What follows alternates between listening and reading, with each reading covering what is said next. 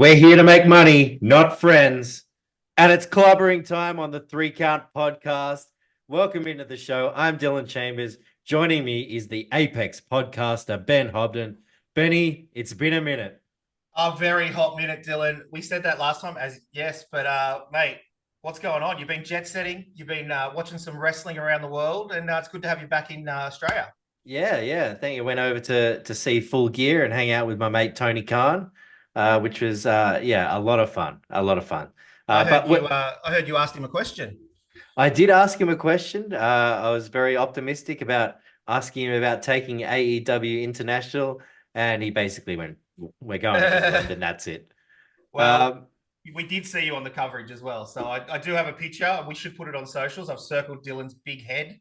He's there on the socials, so we'll put that out for you. that was me right next to the fence on the entranceway. Yeah, was a 40th birthday present to myself, that one. Beautiful. But we are back on the airways to review an epic Survivor Series. Of course, we'll talk CM Punk, we'll talk Randy Orton, plus we'll look back at Full Gear and discuss all the other news that's happening in the wrestling world. Plus, as always, we'll have a 3-count draft for you. And this week, we're going to be drafting CM Punk's best moments. So stick around for that. Make sure you follow us on the socials even, at 3Count Podcast on Instagram, at 3Count Pod on Facebook, and hit that subscribe or follow button wherever you're watching or listening to us. Benny, let's get into the news, and it doesn't get any bigger than the return of CM Punk to WWE. Wow. What a pop. What a pop. Yeah, what a pop. Not surprising from the Chicago crowd, but Triple H loves to do this thing where, they put the graphics up like it's going to be the end of something. And then he's the king of that. I think the first time we remembered that really was with Gargano and Ciampa, really. Yeah. Remember in NXT, and then it sort of just went from there. But how do we unload this? We had the end of Survivor Series, and then there was a couple of seconds, and you're like, oh, maybe he's not coming. And then cult of personality hits, and look out. I think a lot of people had written it off, including most of the crowd, and huge. There's some funny videos out there of people that have like missed the ending and they've run away and absolutely kind of saw some guy like walking out of the room just as CM Punk comes out and he's trashing the other room. Very, very funny stuff. So good. But yes, CM Punk returning. He did a promo on Raw, which was as we said at the top of the show, he said, "I'm here to make money, not friends." But it was kind of a PG Punk promo. But he has to be at the moment, doesn't he? There's some good little winks in there, so that'll be fun. And if you haven't seen on the socials, go check out Seth Rollins firing up at Punk. Wow. Which we're led to believe is a work anyway, but he did a good job of it. Where there's smoke, there's fire, mate. And even if it is a work, Rollins didn't like Riddle, did he? But he still worked with him. So I don't think he likes Punk. He came out and said that he did a lot for him when he first came in and stuff, but I don't think he likes him. And he'll still work with him, but it is a work. I remember a while ago he said, someone mentioned it, and he said, "Philly Phil, don't come back, you cancer." Yeah. And this is long before any of this came about. So interesting. I'd love to have had a camera on you though. The ultimate mark for CM Punk, Dylan Chambers. It would have been brilliant. I popped pretty hard. I'm not gonna lie. And just like a lot of those people, I'd written it off. I was like, okay, settle in, get ready to turn it off. Yeah, I'm not gonna lie. I popped as well. My missus came out of the room because I was like yelling. I was like, "What?" She's like, "What's wrong?" And I was like, "Oh, anyway, it doesn't matter." But yeah.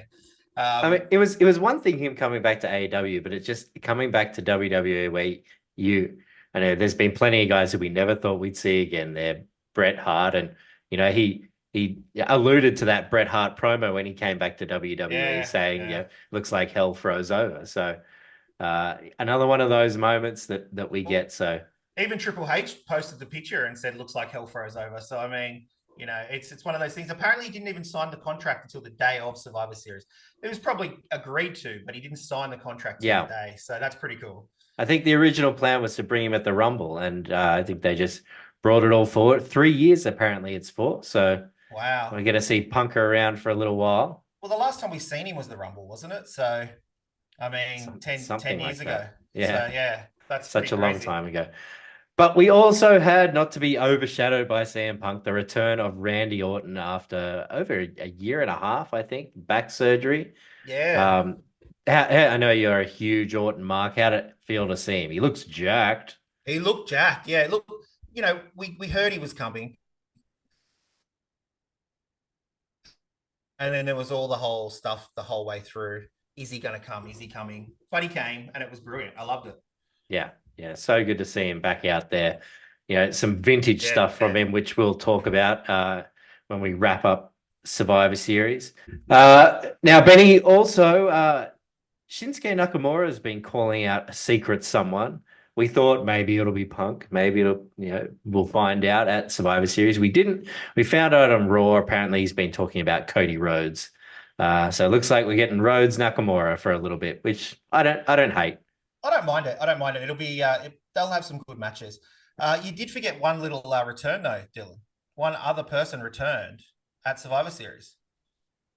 What's up? R-Truth. Yes, That's the one we all waited for. R-Truth is back. That's how Triple H kicked off the press conference too. Said, "I know you're all excited to talk about the return. R-Truth is back." Yes. Um, makes for some great backstage stuff. He already had some good stuff on Raw this week, so It would have been so funny if he came out for the War Games match. Like, just runs out and thinks he's in it. You know how he does all yeah. this comedic stuff? That would have been brilliant, I reckon. Well, the great stuff on Raw was when he was asking the Judgment Day if they needed his help for Survivor Series, and then That's asking him how they went. Yeah, so great, good. great stuff there from R-Truth. Now we'll get to some of the news that's happened while we've been off the air. So Santos Escobar, he is split from the LWO, and great to see Escobar as a heel again. Yeah, 100%. We did call. I think we called that out last time we spoke. So that's what And we wanted. and he sent Rey Mysterio in for surgery, but Rey had to have a knee surgery, so he's going to be out for a few months. But the surgery was successful. We had Nick Aldis named the new SmackDown GM. Former TNA champion, I believe, Mm. or NWA champion, and he had a great match against Cody Rhodes when Cody kind of first left. But he's got a lot in Yeah. the tank, so it'll be interesting to see if we get any Nick Aldis matches. Yeah. Well, who LA Knight and him probably got a bit of history as well, I'd say, wouldn't they? Yeah. So Well, I wonder if Adam yeah, Pearce can still go. I mean, he's had a yeah, pretty GM pretty versus long GM. career. Yeah. We have a GM match at WrestleMania. There you go. I like it. Now, Hey, while we were off the air, Crown Jewel happened as well. We have Logan Paul as the new US champion. Doesn't mind showering with the belt and doing a few other things doing apparently. a few other naughty things with the belt, which he was told not to do. Yeah. Um, but By Logan Triple H Paul, personally told him not to do it, and he did. Logan Paul does what he wants. All his social videos are now just him doing random things with the US title with him. Yeah. We had Kairi Sane returned at Crown Jewel.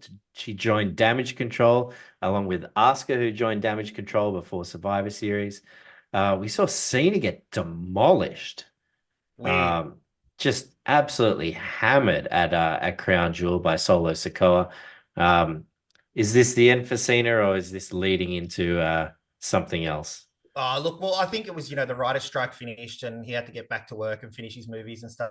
So I think they might have pulled a couple of things short there and it makes Solo look strong, so Absolutely. Uh, it sort of goes from there. we also had LA Knight. He lost to Roman Reigns, kind of not surprisingly there, but it was a very good match. It was a great match, yeah. And some new NXT champions as well. Ilya Dragunov and Lara Valkyrie, yeah. Valkyria. They are the new NXT champions and current NXT champions. All right, that is it for WWE. We'll talk a little bit about AEW and look, we'll go straight into Full Gear. Uh, I feel Ooh. like when you're talking Full Gear, obviously I was there. It was an amazing show, but you've got to lead off with Swerve and Hangman. Mate, that was, if we were going to give it, I would give it a 3 count. I don't hand those out very often. And our favorite word, brutal, like just brutal. Um, Blood everywhere. yeah. So in the stadium, they didn't have any action on the big screens throughout the whole show. Swerve and Hangman came on, and just as I think Swerve had already been opened up, and when he went to go and drink the blood, that's when they put it up on the big screen so everyone could see it. Um, and they put it up for most of the time on the big screens. Every now and again, they took it off, and the crowd would chant, "Put it on the screen." Um, so they played that much on the screens and nothing else really. Wow. But yeah, it was brutal. There was blood everywhere. The censors would have hated that one. Oh yeah. So where I was sitting, the medical crew was standing next to us, like getting ready to go out. Yeah. And they looked super unimpressed with what was going on in the ring. Yeah, well, I can imagine they would have been. There was just, what about when Swerve started stapling himself? Like, I know it's staples, but I mean, just he just starts stapling himself and just, it I'm just not went, going to staple myself. It's look, hectic. maybe when we were younger, but no, Yeah. yeah. It was just, yeah, some of the stuff that went on in that match was just absolutely insane and brilliant match. And they really told a story as well. Like, not, it wasn't just like violence. They It told the wasn't story just blood throughout. for blood's sake. There Yeah, was exactly. yeah, it was an incredible match. Yeah, absolutely a 3 count. We had, kind of a bit of a swerve in that MJF got taken out in the pre-show and it Yeah. was going to be Cole versus Jay White. MJF, commandeers an ambulance. It was always how he was always coming back. Yeah, so Um, but a bit of a different way to go about a main event for a pay-per-view. yeah, true, true. The thing for me was the fact that Full Gear that we got nothing about the devil and stuff.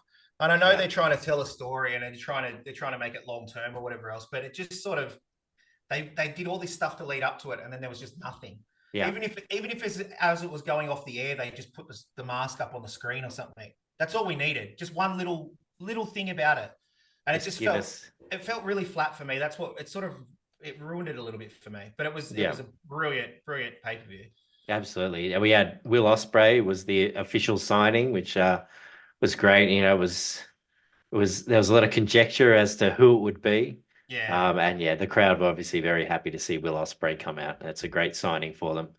And we had two and news, Julia Hart and Tony Storm, yeah. new TBS and women's champion. The ladder Uh, match was pretty good as well. and yeah, the ladder match was a great match. Had Edge, Sting, and Darby against Cage, Luchasaurus, and Nick Wayne. That was just a crowd, get the crowd going kind of match. There wasn't too much to it. Yeah, Um, One of the interesting ones was Kenny and Jericho against the Bucks because they came out after that after Texas match. the Texas Death Match and Yeah, kind of had to try and get the crowd back into it. The crowd pretty flat to start with. But they did a good job in the end, and the Young Bucks, you thought they'd get this big California welcome, but kind of threw hissy fits and left, and well, yeah, and Kenny tried to do the swerve as well. He pointed at Jericho and he was ready to take him out, and then he just swerved him again, and you just seen, I think it was Nick on the outside was just like, "What are you doing?" And then it just sort of went from there. yeah, But yeah. it So was an all right match. But like you said, you were there, so I mean, you would have noticed the crowd. But even it did look like it was flat on yeah, watching it on TV as well. yeah, the crowd did seem flat, but they did get into it. So yeah, it was a great pay-per-view. Really enjoyed it. And they announced the Continental Classic Mm-hmm. in the media scrum afterwards, which is a little bit convoluted how they've added the Ring of Honor World Title and the New Japan Strong Title, and it's going to be a triple crown. And it took Tony Khan about 20 minutes to try and explain it. That's being nice. Yeah. But look, and I went for the media scrum too. That was fun. They had Jericho confronted Ricky Starks and Big Bill Yeah, in the press conference room. Um, and then they all kind of left. And then in the room, I think it was Julia Hart was there, and we could hear yelling and banging outside. really. No idea what it was, and it ended up being Ricky Starks and Big Bill taking out Jericho. Yeah, right. Okay. outside. That's pretty cool. I think Julia Hart was saying, "Geez, I hope they're okay out there." But yeah, so that was very cool. MJF was super emotional, like crying when he was in there. Funny as always, but yeah, it's really emotional. So that was cool to see. But yeah, it was a fun experience doing the media scrum. You should throw some pictures up on the socials as well so everyone can see. I will. My mate Dave Meltzer wasn't there, unfortunately, but Oh, he I'm had sh- he had one of his mates right in front of me, and he's holding his phone up super high, and I could see he was texting Meltzer the whole time. Meltzer like just giving classic, just like one word texts. oh my God. He seems Like like this that. guy's writing an essay and he's just giving the one word text.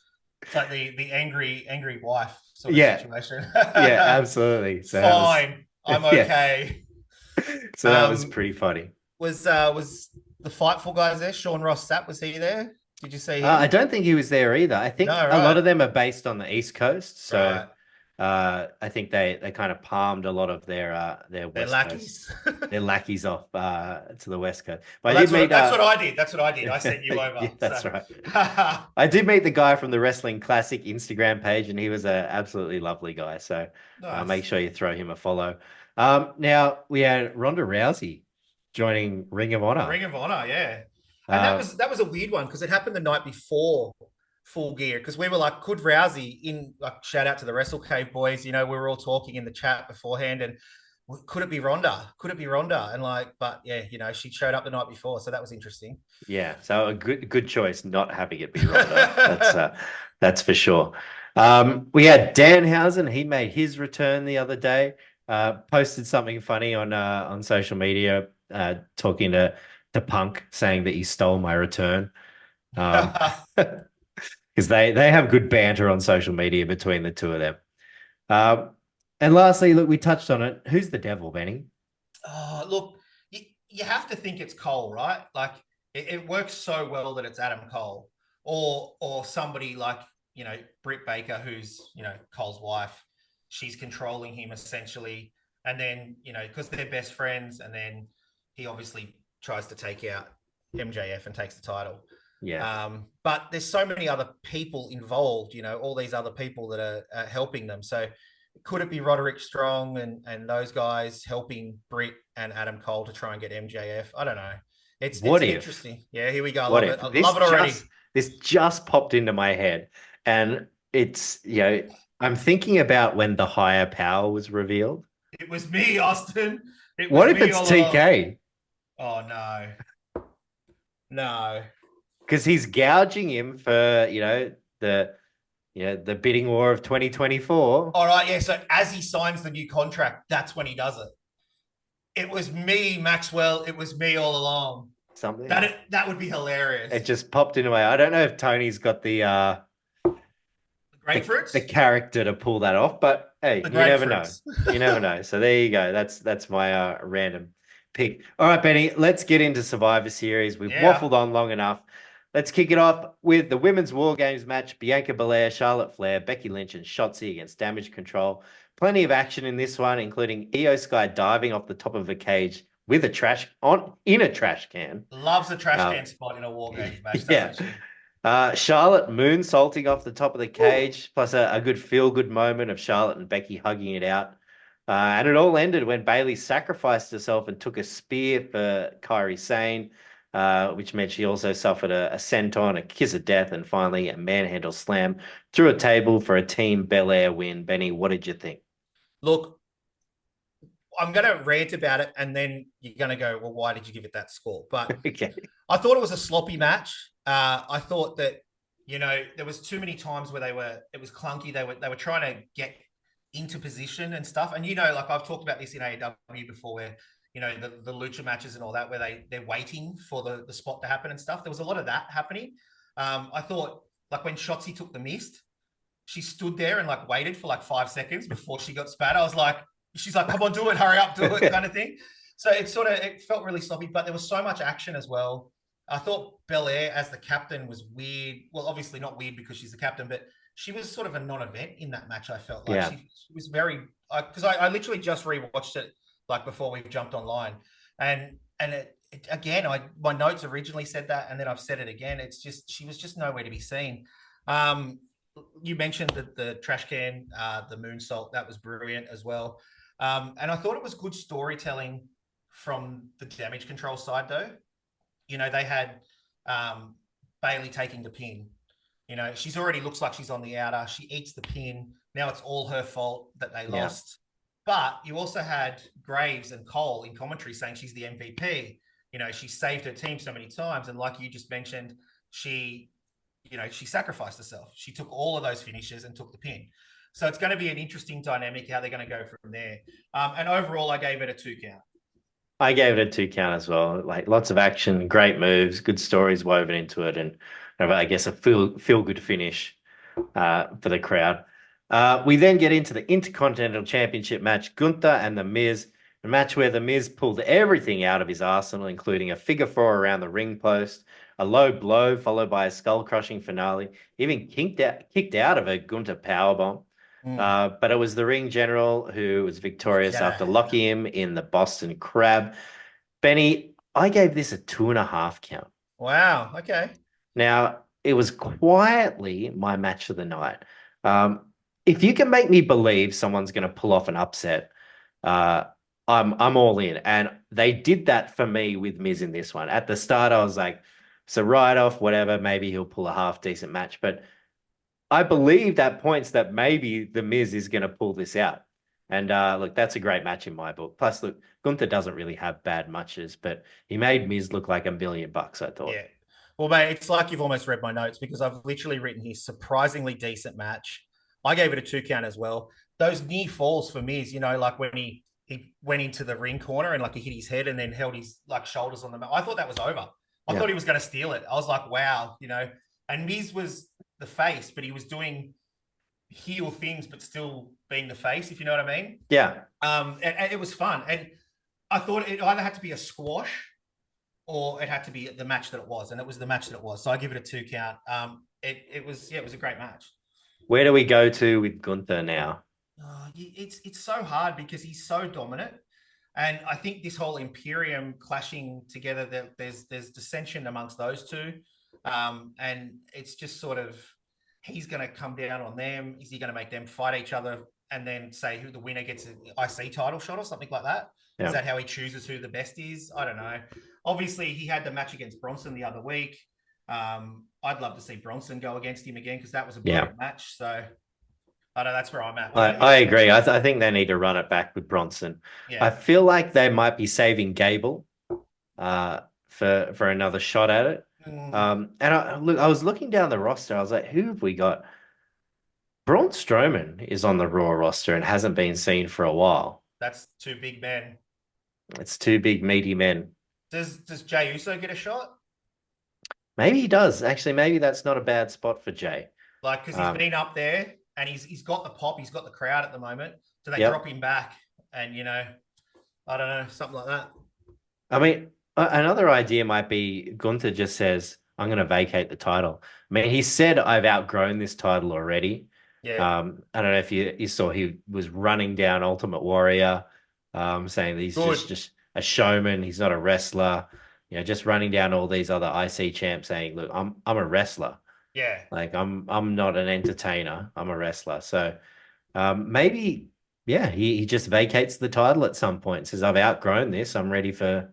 Depends which record he wants to break first before he does it. That's the thing, All right, there we have it. We then move on to Santos Escobar against Dragon Lee.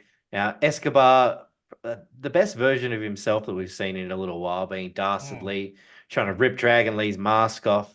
And despite a good showing from Lee, Santos hit south of the border destroyer, which is a weird one for me. I'm just like, Canadian destroyer. Yeah. And then the Phantom Driver for the win. What'd you think, Benny? Look, I gave it a 1 count. It was just a real nothing match for me. Like the athleticism and the wrestling in it was good, but obviously it was meant to be Ray. He took Ray out. It was meant to be Carlito. Carlito couldn't wrestle. Dragon Lee steps in. I feel like he could have almost just scrapped the match or put it on the pre-show.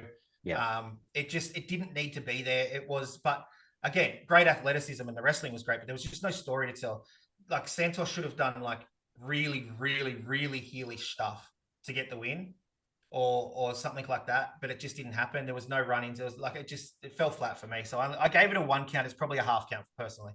Yeah, look, I agree. I gave it a 1.5. Look, don't have enough good things to say about Santos as a heel. I love it. Yes, Lee is a great face, but there was just no build to it. exactly. Yeah, And that really took away from it, especially like this pay-per-view was very heavily, story based for a lot of the matches. And this, yeah, it just didn't feel like it had a place in there. Um, yeah, as for what's next, you think it's Carlito and then Ray for Escobar, but rumors are he might get some backup pretty yeah. soon. I was just gonna say that. The Latin heartthrobs, or what are they Yeah, going by these get days? Humberto Carrera and Angel Garza. Yeah, I don't know what they're going as these days, but you knew who I meant straight away as soon as I I knew said the Latin exactly who you meant. heartthrobs. So yeah, maybe that'll happen and they'll reform Legado, which will be cool. We then move on to the Women's World Championship match. Rhea Ripley, Zoe Stark. Zoe went toe to toe with Ripley for a lot of the match, but Mami ended up hitting the Riptide after avoiding a Z360 to get the win. Now, I actually gave this one a 1 count. Mm. I They never had me believing Zoe had a chance. I don't think she was quite ready for that spot. Um, and look, they need to get Rhea some decent opponents and fast. Yeah, it's sad because Rhea is so good and so dominant, and there's just this title reign hasn't been fun. There's too much stuff going on with the Judgment Day, and there's just then she comes in, she versus someone, she beats them, and then Yeah. it's done. It's sort of fell flat as well for me. I gave it a 1 count as well. It's another no story to it, really, other than they all want Ripley's title. Yeah, like Rhea sold, to Zoe at the beginning or whatever else, and then she just sort of come back and then she just squashed her. But it was too long for a squash match, but too short to be anything else. Yeah. If that makes sense. So it was a real nothing match for me. I wasn't happy with it, and I'm disappointed because I want Rhea to do so much better. Rhea deserves better. And it looks like who do you think she's going to get a better match out of next? It's probably going to be Baszler or Nia Jax. Ugh. Like she'll probably get a better match out of Baszler, but I mean, put Natty back in there. Give Natty another go. All right. I'm a hard ass till I die, mate. You know that. But look, Becky's there on Raw too. They got to lead up to something there. I'm Well, thinking now. This is you yeah. know thinking the long game for like who do you face her against at Mania?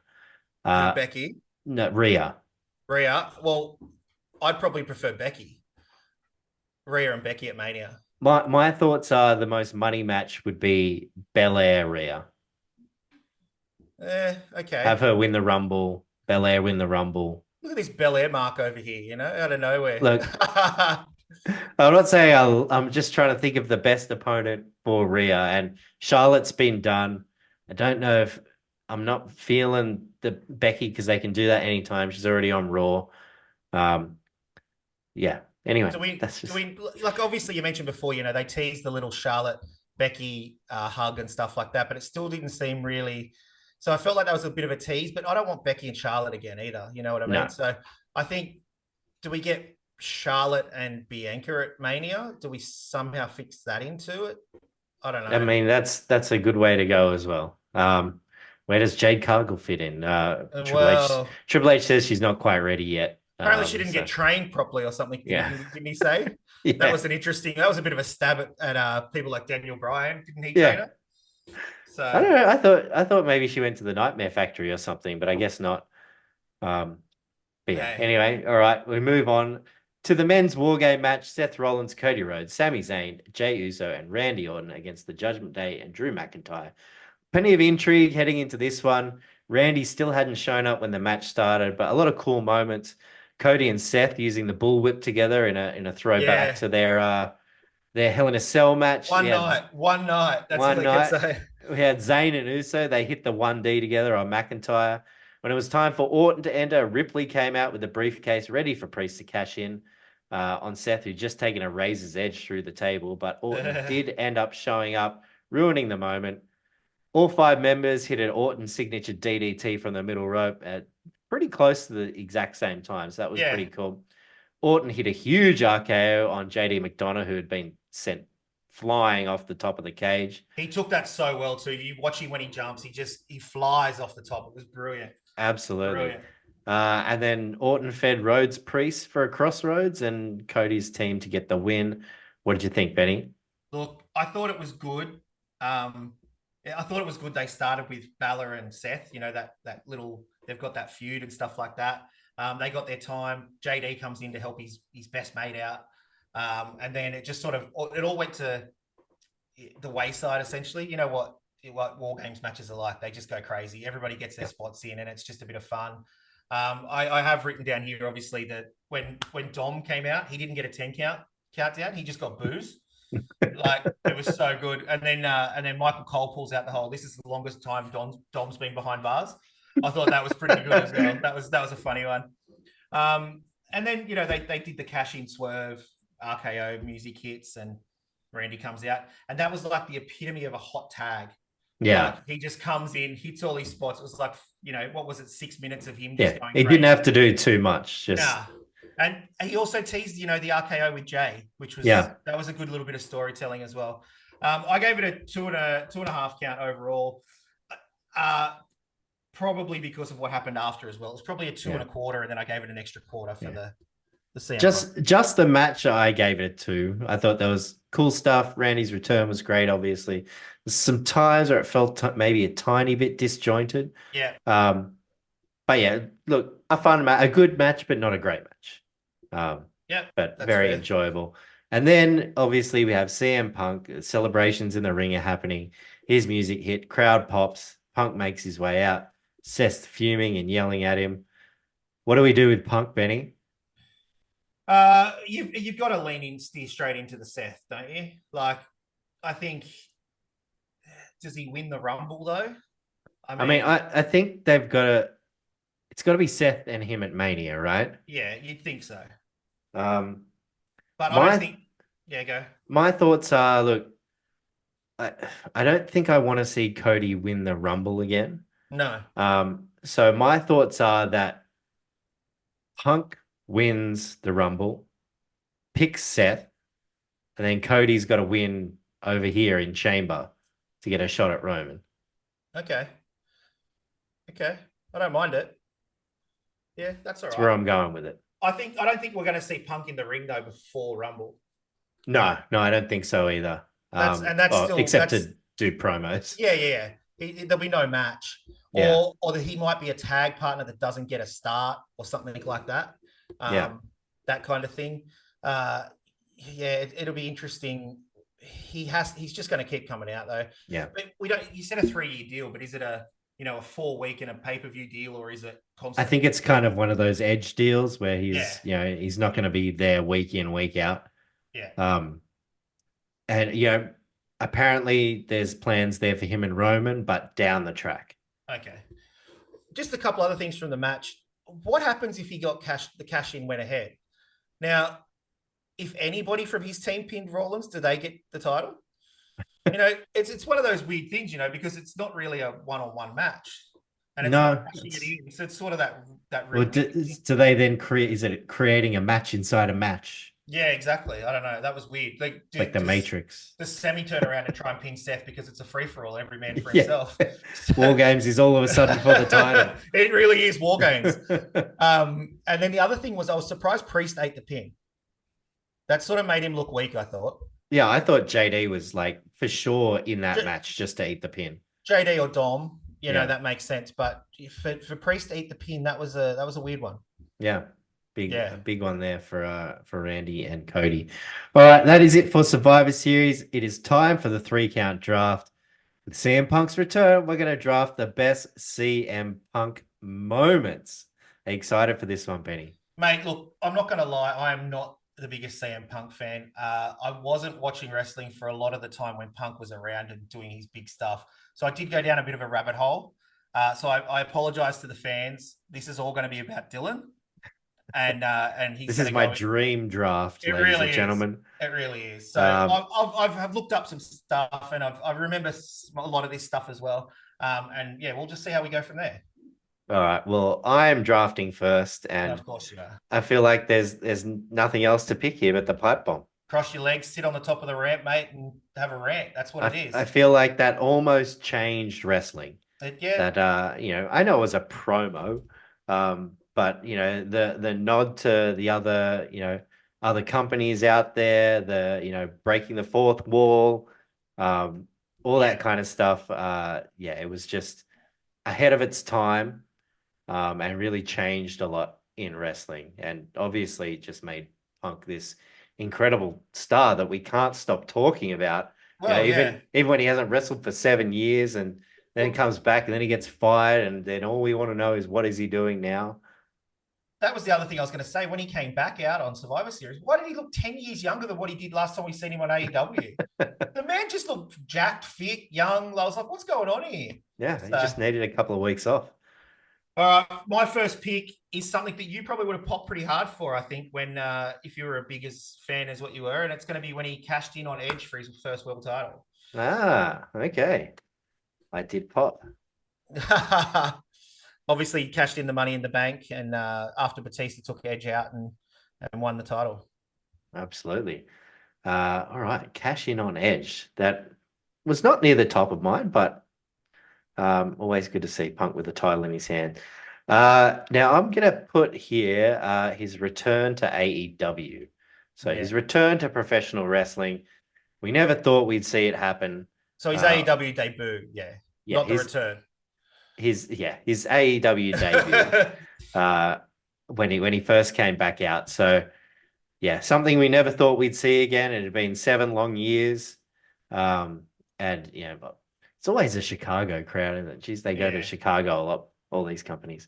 Um, but yeah, so his return to AEW is up there for me. It was a feel-good moment. I think he felt it. It was very emotional. Seemed a lot more emotional than his Raw promo, which was okay. But yeah, this was next level. So he's return to professional wrestling. All right. Well, I'm just going to counter that straight back with Survivor Series as pop. Yeah. I think you can't go past it. It's got the whole wrestling world talking. He's now got the highest selling shirt in WWE within 5 days. He's just taking over, and it's exactly what Triple H wanted. But that pop, another Chicago crowd, obviously, the aftermath that's come of it, and it made me pop. So I mean, and I don't like him, so it was pretty big. So by the time Raw had gone to air, the social video of him just Yeah, returning had hit 71 million views, the most viewed ever or something. the most viewed WWE piece of content in history. Yeah, So just crazy, just crazy. crazy. My next one, I'm gonna take. Now look, it is a actually okay. No, I'm changing it. I'm changing it. I'm taking Woo! Punk and Cena at Money in the Bank. That was my next Uh, pick. and I'm glad I took it then. 5-star match from Dave Meltzer. But just the story around that Punk's contract was ending. He was taking on Cena to try and win the title. The story was that he was going to take the title and leave in Chicago. Um, Oh, surprise, but surprise. yes, Money in the Bank 2011, Punk and Cena, just an absolute masterclass of a match. It was the blowing the kiss to Vince as well and like leaving with the Yeah. title. That was really good. The lead up, the match, the aftermath. Yeah, that's number 3 for me, Punk Cena. Fair enough. Fair enough. All right. I'm going to go with uh, literally, they were my top five that we've done so far. Um, all right. Well, I'm going to go in with his second cash in then. Cash in on Hardy.